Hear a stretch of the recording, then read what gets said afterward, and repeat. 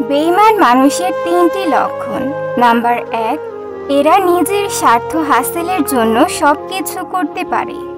Number 2, এরা কথায় কথায় মিথ্যা বলবে এবং কথা বলার সময় কসম কাটবে। নাম্বার 3, এরা খুবই চালাক প্রকৃতির হয়। এরা সব সময় এমন ভাব দেখাবে যেন আপনার জন্য জীবন দিয়ে দেবে, কিন্তু বিপদ এলেই এরা কেটে পড়বে।